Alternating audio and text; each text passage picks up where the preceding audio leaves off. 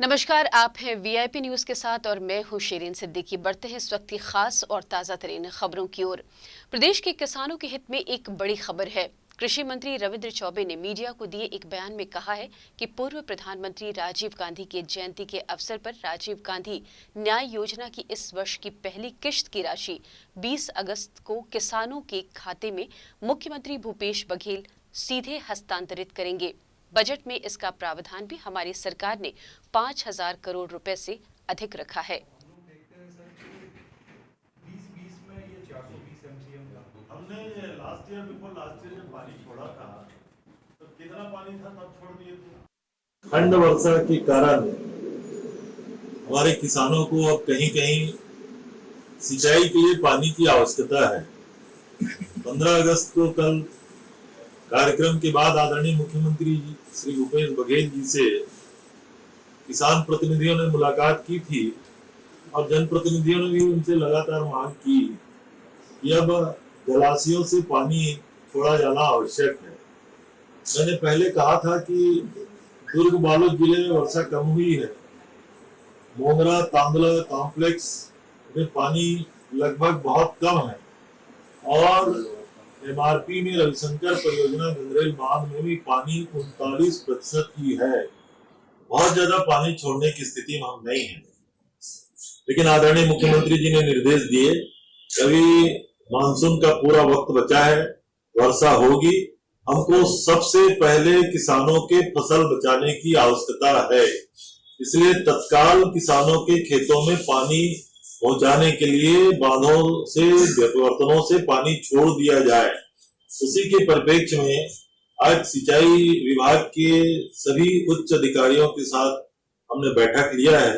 आज ही निर्देश जारी किया गया कि जितना पानी अभी बांधों में है किसानों की फसल बचाने के लिए तत्काल आज से ही पानी खेतों के लिए सिंचाई के लिए छोड़ दिया जाए और इस निर्णय को आज की बैठक में अंतिम रूप दे करके पानी छोड़ने का निर्देश दे दिया गया। आज शाम से नहरों में पानी चलना प्रारंभ हो जाए।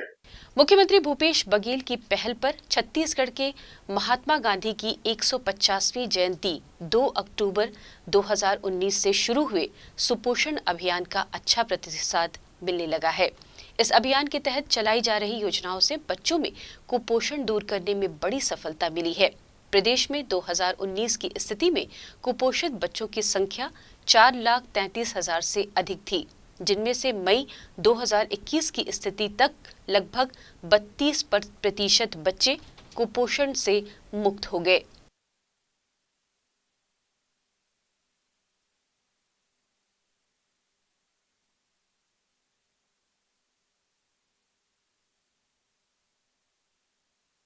अब बढ़ते हैं अगले खबर की ओर। मुख्यमंत्री भूपेश बघेल ने आज नवा रायपुर को एक और सौगात दी है। सीएम भूपेश बघेल ने आज वर्चुअल रूप से जुड़कर पंजीयन कार्यालय का शुभारंभ किया। इस कार्यक्रम में राजस्व मंत्री जयसिंह अग्रवाल भी शामिल हुए। इस मौके पर मंत्री जयसिंह अग्रवाल ने कहा कि राजस्व विभाग जो 2.5 वर्षों में लक्ष्य दिया था उससे अधिक राजस्व प्राप्त हुआ है। हमारा विभाग नए तरीके से लोगों को पंजीयन की सुविधाएं प्रदान कर रहा है। इस कार्यालय के खुलने से लोगों को काफी लाभ मिल रहा है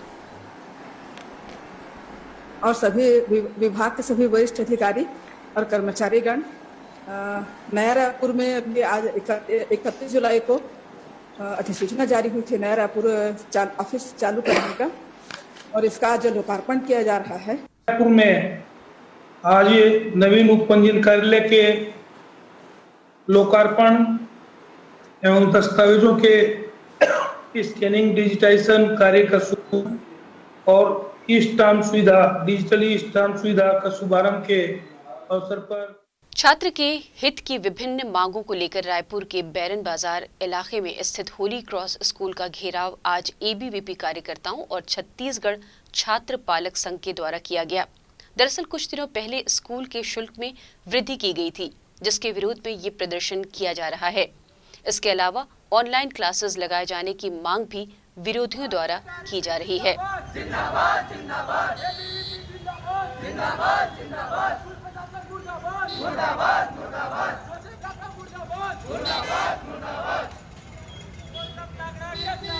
पुलिस को आगे बढ़ता है, अब अगली खबर की ओर रुख करते हैं। प्रदेश भर में एक बार फिर से मानसून सक्रिय होने के आसार नजर आ रहे हैं। मौसम विभाग ने आज से लेकर आने वाले 3 दिनों के लिए भारी बारिश का अलर्ट जारी किया है। मौसम विभाग के अनुसार मानसून द्रोणिका का पश्चिमी छोर हिमालय की तराई में और पूर्वी छोर हरदोई, पटना, जमशेदपुर, पारादीप और उसके बाद दक्षिण पूर्व की ओर मध्य बंगाल की खाड़ी तक स्थित है। एक निम्न दाब का क्षेत्र पश्चिम मध्य और उससे लगे उत्तर पश्चिम बंगाल की खाड़ी, तटीय उड़ीसा और तटीय आंध्र प्रदेश के ऊपर स्थित है। इसके साथ ऊपरी हवा का चक्रवाती घेराव 7.8 किलोमीटर ऊंचाई तक विस्तारित है। इसके साथ प्रभाव आने वाले 3 दिनों के लिए बारिश के काफी आसार हैं।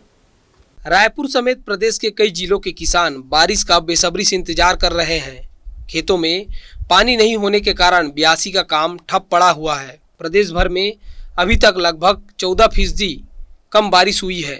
वह राजधानी रायपुर की बात की जाए तो यहाँ पर लगभग 13% कम बारिश हुई है। प्रदेश के 13 जिलों में सामान्य से कम बारिश हुई है। सबसे कम बारिश कांकेर जिले में हुई है, जो कि सामान्य से 39% कम है। कांकेर के अलावा बालोद, सरगुजा, रायगढ़ समेत 13 जिलों में कम बारिश हुई है। आने वाले दिनों में बारिश के आसार के साथ तापमान में गिरावट की संभावना है। प्रदेश में 4 नए जिलों की घोषणा के बाद जहां नए जिले बनने पर लोग खुशियां मना रहे हैं, तो वहीं प्रतापपुर वाड्रफनगर को जिला नहीं बनने के चलते शहर के भाजपा नेता और कार्यकर्ता प्रदेश सरकार के खिलाफ धरना दे रहे हैं। दरअसल भाजपा मंडल वाड्रफनगर के भाजपा नेताओं का ये आरोप है कि चुनाव पूर्व कांग्रेस ने घोषणा की थी कि इस क्षेत्र से अगर हमारे विधायक जीतते हैं तो हम वाड्रफनगर को जिला घोषित करेंगे। इसी वजह से क्षेत्र की जनता ने कांग्रेस को अपना समर्थन भी दिया है। लेकिन अब जब नए जिलों की घोषणा हुई है, उसमें वाड्रफनगर का नाम नहीं होने से क्षेत्र की जनता में आक्रोश है। वाड्रफनगर को जिला घोषित करने हेतु शासन पहल करे, अन्यथा आगे बड़ा आंदोलन किया जा सकता है।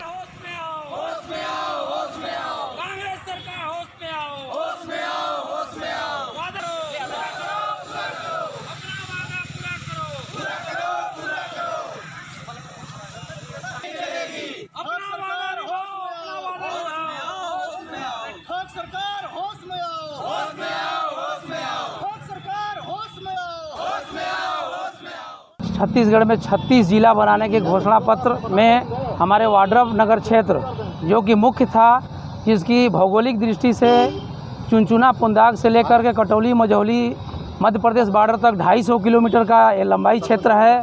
और यहाँ बलरामपुर जाने में यहाँ 150 किलोमीटर का सफ़र तय करना पड़ता है लोगों को, कोर्ट कचहरी कलेक्ट्रेट जाने में। यहाँ के लोगों को बहुत ज़्यादा कष्ट है और वाड्रफनगर का नाम नहीं आया। इससे यहाँ की जनता में भारी आक्रोश है। 2 किस्तों में जिला का घोषणा हुआ, लेकिन प्रतापपुर वाड्रफनगर को मिलाकर के जिला नहीं बना।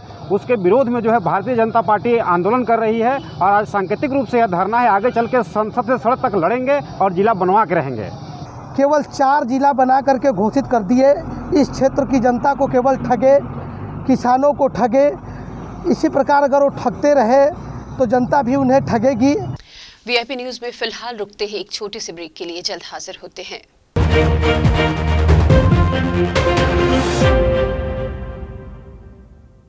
वीआईपी न्यूज नया चैनल शुरुआत आज हो रहा है। मैं अपनी ओर से ढेर सारी शुभकामनाएं कि छत्तीसगढ़ की आवाज़ बने। वीआईपी न्यूज़ जो चैनल अभी लॉन्च किए हैं, मैं उन सभी उनके संचालक गण और जितने भी उनके स्टाफ है, सबको मैं बहुत बहुत शुभकामनाएं और बधाई देना चाहती हूं कि वो देश विदेश, अपने प्रदेश, गांव, घर सभी के समस्याओं को पूरे प्रदेश में रखें और उनकी समाधान हो और इनका चैनल बहुत बढ़िया आगे बढ़े। इन्हीं शुभकामना मैं देती हूँ। वीआईपी न्यूज़ को मेरी तरफ से बहुत बहुत शुभकामनाएं। आप तेज़ी से काम करें और मैं आपके आगे बढ़ने के लिए, पॉपुलर होने के लिए अपनी तरफ से शुभकामनाएं देती हूँ। वीआईपी न्यूज चैनल छत्तीसगढ़ में नया लॉन्च हुआ है और हमारी बहुत बहुत शुभकामनाएं इस चैनल को है। और ये इनसे उम्मीद है, विश्वास है कि छत्तीसगढ़ के गिरे कुचले दबके और ज़रूरतमंद लोगों की समस्याओं को ये उठाएंगे, समाज और सरकार को अवगत कराएंगे और उसका समाधान का भी निष्पक्ष प्रयास करेंगे। वीआईपी न्यूज एक नया चैनल लॉन्च हो रहा है, उसके लिए उनको बहुत बहुत बधाई पूरे प्रदेश की ओर से। आपको बहुत बहुत शुभकामनाएं कि एक नया खबर नया उसमें आ रहा है और नए ढंग से एक VIP न्यूज़ शुरू हो रहा है और उसमें अच्छी खबरें आएंगी, ऐसा उम्मीद है। अपनी तरफ से बहुत बहुत बधाई और शुभकामनाएं।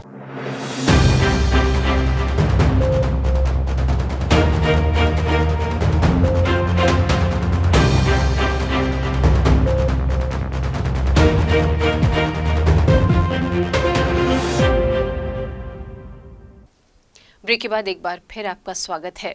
अब देखिए सुभाष की बात।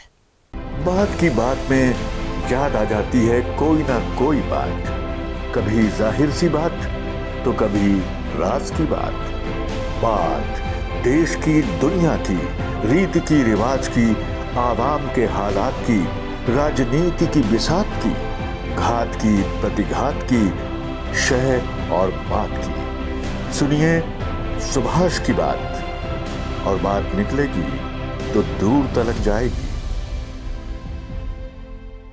देश में अगर बेटियां मायूस और नासाद हैं, दिल पे रख कर हाथ कहिए देश क्या आज़ाद है। आधी शिक्षा, आधी रोटी, आधी मजदूरी मिली, सब हुए आज़ाद पर न इनको आज़ादी मिली। इनकी हालत तो अभी तक हर तरफ बर्बाद है, दिल पे रख कर हाथ कहिए देश क्या आज़ाद है। दरअसल दोस्तों, ये बात हम उन लड़कियों के लिए, महिलाओं के लिए कह रहे हैं जिन्हें अभी तक पूरी तरह की आज़ादी नहीं मिली है। देश की आधी आबादी जो कि बहुत ही रचनात्मक, सृजनात्मक कार्य से जुड़ी हुई है, जिसकी वजह से हमारी दुनिया में खूबसूरती है, हमारी दुनिया में खुशहाली है, ऐसी बेटियां, ऐसी महिलाएं अभी तक बहुत सारे अधिकारों से वंचित हैं। उसकी वजह है कि हम जिस समाज में रहते हैं वो मेल डोमिनेटिंग समाज है। जब लाल किले के प्राचीर से हमारे देश के प्रधानमंत्री नरेंद्र मोदी ने इस बात की घोषणा की कि अब सैनिक स्कूलों में भी बेटियों को एडमिशन मिलेगा, जो हमारे भीतर एक दर्द है। हमको लगता है कि बहुत बार बेटियों के साथ नाइंसाफ़ी होती है। बेटियां जिस तरह के हक की दावेदार होती हैं, उस हक से उनको वंचित किया जाता है। क्रांतिकारी कदम है, हम इसकी सराहना करते हैं और हम समझते हैं कि जिनकी भी बेटियां हैं, जो बेटियों से साबका रखते हैं, वो जानते हैं कि बेटियां बहुत अवसरों पर बेटों से भी बेहतर साबित हुई हैं। और निश्चित रूप से माता पिता भी लड़कियों को सैनिक स्कूल में एडमिशन के लिए भेजेंगे। निश्चित रूप से सैनिक स्कूलों की संख्या बढ़नी चाहिए। सिर्फ 33 सैनिक स्कूलों से कुछ नहीं होगा। अगर ये संख्या बढ़ेगी, और जैसा कि एक सोच भी है कि देश के प्रत्येक नागरिक को, युवा को कहीं ना कहीं सेना की ट्रेनिंग मिलनी चाहिए, एक सैन्य भाव रहेगा, देश के प्रति एक समर्पण का भाव रहेगा, तो निश्चित रूप से आने वाले समय में देश एक ताकतवर देश के रूप में, एक सुसंस्कृत देश के रूप में, एक ऐसे देश के रूप में जिसके पास देश में निछावर करने का जज्बा है, उस तरह का देश हमारा दिखाई देगा।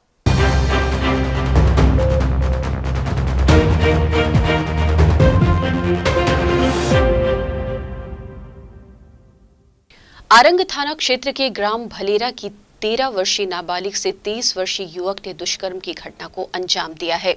मामले में पुलिस ने रेप और पास्को की धारा के तहत केस दर्ज कर आरोपी को गिरफ्तार किया है। आरोपी उमेश ध्रुव पारा गांव का रहने वाला है। पिछले 6 महीने से वह लगातार शादी का झांसा देकर पीड़िता से शारीरिक संबंध बना रहा था। पीड़िता ने जब उसे शादी के लिए कहा तो उसने इनकार कर दिया। तब नाबालिग ने अपनी आपबीती परिजनों को बताई, जिसके बाद पीड़िता ने परिजनों के साथ आरंग थाना पहुंचकर शिकायत दर्ज की। थाना आरंग अंतर्गत एक 13-14 साल की एक प्रार्थिया है।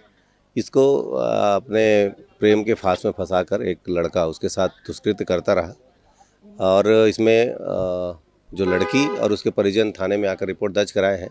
इसमें 376 और पास्को एक्ट के तहत मुकदमा दर्ज किया गया है और उमेश ध्रुव जो कि पारा गांव का है, इसको गिरफ्तार करके न्यायिक रिमांड पे भेजा गया है। अब बात करते हैं बलरामपुर जिले से जुड़ी खबर की। बलरामपुर जिले के वौरफनगर क्षेत्र वासियों को मुख्यमंत्री हाट बाजार योजना का लाभ मिला है। इस क्षेत्र को अब मुख्यमंत्री भूपेश बघेल द्वारा चलाई जा रही इस योजना के तहत मोबाइल हेल्थ क्लीनिंग एम्बुलेंस की सौगात दी गई। कांग्रेस जिला उपाध्यक्ष हरिप्रसाद यादव और माध्यमिक शिक्षा मंडल सदस्य जयप्रकाश जायसवाल सहित अन्य जनप्रतिनिधियों ने हेल्थ एम्बुलेंस को हरी झंडी दिखाकर रवाना किया। ये एम्बुलेंस विकासखंड के सभी ग्रामीण अंचलों के हाट बाजारों में घूम कर बीमार ग्रामीणों का इलाज करेगी। हाट बाजारों में मोबाइल हेल्थ क्लिनिक एम्बुलेंस के माध्यम से प्रशिक्षित चिकित्सक और स्वास्थ्य कर्मियों का दल मरीजों के स्वास्थ्य की जांच और उपचार करेगा। ये सभी सेवाएं निःशुल्क होंगी।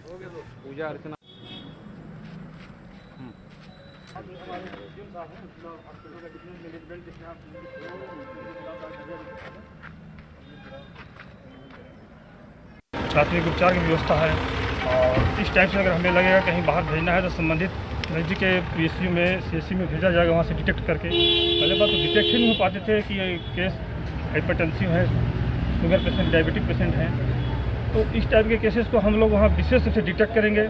सरकारी अस्पताल में जाने में उनको तकलीफ महसूस होता है या किसी अवेयरनेस नहीं होने के कारण भी नहीं आते हैं लोग, तो महत्वपूर्ण योजना ये है कि बाज़ार में जाके हाट बाज़ार क्लिनिक लगा के गरीबों का जो है सेवा किया जा सके।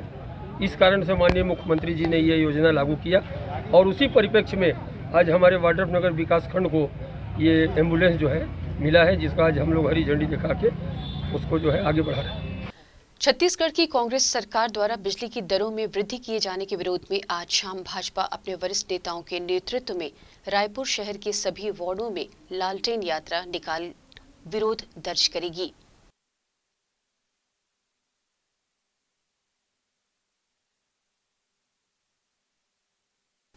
आइए अब खास खबर की ओर रुख करते हैं। राजधानी रायपुर के शहीद स्मारक भवन टीका केंद्र में प्रदेश में अब तक सबसे अधिक वैक्सीनेशन हुआ है। यहां बीते 338 वैक्सीन सत्र में रोज औसतन 149 टीके लगे हैं। ये कैसे संभव हो पाया है, आइए देखते हैं सारी रिपोर्ट। पूरे छत्तीसगढ़ प्रदेश में सबसे ज़्यादा वैक्सीन रायपुर स्थित शहीद स्मारक में लगाई गई है। ऑन एन एवरेज 338 सेशन हुए हैं, जिसमें एवरेज देखा जाए तो 149 वैक्सीन पर डे लगाई गई है। ऐसा कैसे पॉसिबल हुआ है, जानते हैं यहाँ के स्टाफ से। हमारे यहाँ लगभग 338 सेशन 11 फरवरी से स्टार्ट हुए हैं। तब से हमने फ्रंटलाइन वर्कर, हेल्थ वर्कर को पहले वैक्सीनेशन कराया, उसके बाद 45 से ऊपर वालों को सेकेंड वो में वैक्सीनेशन कराया, उसके बाद 18 प्लस वालों को कराया। तो 338 सेशन में लगभग 50,200 समथिंग आसपास वैक्सीनेशन यहाँ कंप्लीट किया है हमने 14 अगस्त के डेट तक। वैक्सीनेशन जब चालू किया गया था लेकिन कुछ दिक्कतें आ रही थी, लोग आके लगवा नहीं रहे थे, तो उसके बाद आप लोगों ने कैसे कुछ जागरूकता अभियान चलाया, उसके बारे में कुछ? हम लोग ने सबको हेल्थ एजुकेशन दी, बताया वैक्सीन किस लिए ज़रूरी है कोरोना से बचने के लिए और कितना ज़्यादा ज़रूरी है। अभी वैक्सीन फीडिंग मदर और प्रेग्नेंट लेडी सबको लग रही है, तो हमने हेल्थ एजुकेशन देख के सबको समझाया कि वैक्सीन कितना ज़्यादा ज़रूरी है। और अभी की प्रेजेंट सिचुएशन क्या है, लोगों को कितने डोजेस मतलब जो आ रहे हैं वो कौन से डोजेस के लिए ज़्यादा आ रहे हैं, मतलब सेकंड डोज के लिए कि फर्स्ट डोज के लिए? सेकंड डोज के लिए ज़्यादा आ रहे हैं। अभी फ़िलहाल कोवैक्सीन की थोड़ी शॉर्टेज है, लेकिन ज़्यादा कोवैक्सीन सेकंड डोज के लिए आ रहे हैं। तो आपने देखा कैसे पूरा स्टाफ लगा हुआ है लोगों को वैक्सीनेशन करने के लिए। 50,000 से ज़्यादा डोज प्रदेश में सिर्फ शहीद स्मारक में लगाई जा चुकी है। कैमरामैन टेकेश्वर के साथ नवरत्न पाराशर, VIP न्यूज़ रायपुर। राजधानी के जिला अस्पताल में पोस्टमार्टम की सुविधा जल्द शुरू किए जाने की तैयारी है। इसके लिए जिला अस्पताल पंडरी में पोस्टमार्टम गृह की बिल्डिंग भी तैयार कर ली गई है। वहीं पोस्टमार्टम के लिए इक्विपमेंट खरीदने की तैयारी भी चल रही है। बता दें, राजधानी के अंबेडकर अस्पताल में स्टाफ की कमी के चलते प्रतिदिन 12 से 15 शवों का पोस्टमार्टम ही हो पाता है। साथ ही समस्या के चलते दूर दराज से पहुंचने वाले लोगों को भी काफी परेशानियों का सामना करना पड़ता है। पोस्टमार्टम की समस्या को देखते हुए लंबे समय से जिला अस्पताल में सुविधा शुरू करने की मांग की जा रही थी। इसके लिए अनुमति भी दिया गया था, लेकिन शुरुआत नहीं हो पाई थी। बढ़ती समस्या को देखते हुए जल्द ही जिला अस्पताल में पोस्टमार्टम की सुविधा लोगों को मिलने वाली है।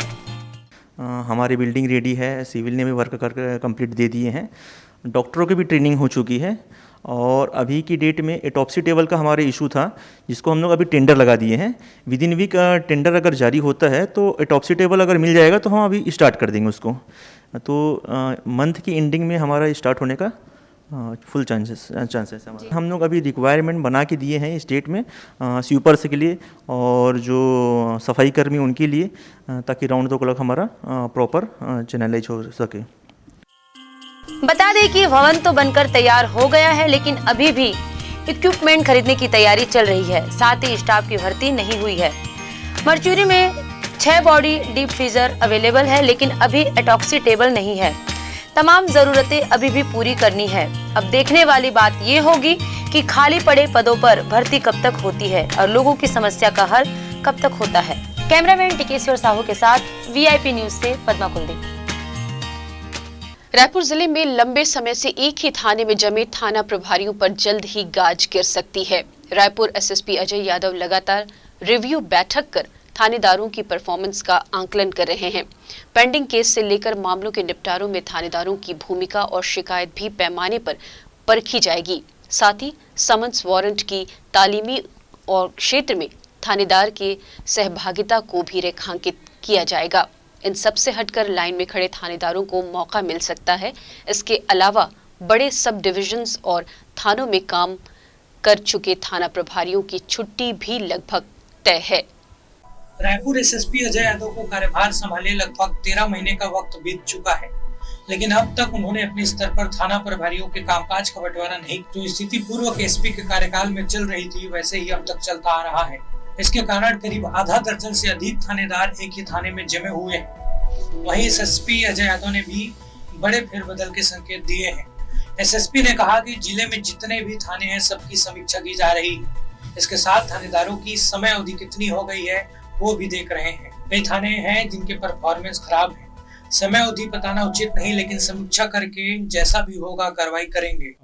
जितने भी जिले में थाने हैं और यातायात है, सभी के परफॉर्मेंस की समीक्षा की जा रही है। लास्ट 14 तारीख को भी एक बैठक ली गई थी, उसके पूर्व में एक बैठक ली गई थी जिसमें थानों के पेंडिंग शिकायत, लंबित शिकायत सभी के निकाल के निर्देश दिए गए हैं और उन निर्देश का कितना पालन हो रहा है वो भी हम लोग देख रहे हैं। उसके साथ साथ जो पेंडेंसी निपटारा करने की जो है वो गति क्या है वो देख रहे हैं, प्लस जो थानों के थानेदारों के समयावधि कितनी हो गई है वो सभी देख रहे हैं। ट्रांसफर पोस्टिंग एक रूटीन प्रक्रिया है, या नियत समय पे इसमें भी कार्रवाई की जाएगी। कई थाने हैं जिनके परफॉर्मेंस खराब आए हैं, उनको संभालने के लिए बोला गया है। कुछ बड़े थाने हैं उनके भी परफॉर्मेंस खराब है। कुछ ऐसे हैं रूरल एरिया के थाने जिनके परफॉर्मेंस की भी समीक्षा की गई। समयावधि बताना उचित नहीं है, लेकिन रूटीन में हम समीक्षा करके जैसा भी होगा इनके ऊपर कार्रवाई करेंगे। कई थानेदारों का कार्यकाल तो 2 से 2.5 साल तक का भी बीत चुका है, लेकिन उन्हें वहां से अब तक नहीं हटाया गया। वहीं कुछ थानेदार लगातार थाना बदलने के बाद भी मौज उड़ा रहे हैं। इन सबको भी अब लाइन या छुट्टे थानों का रास्ता देखना पड़ सकता है।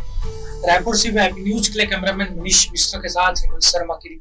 इस बुलेटिन में फिलहाल इतना ही। हमें दीजिए इजाजत। देश दुनिया की बाकी खबरों के लिए देखते रहिए वीआईपी न्यूज। नमस्कार।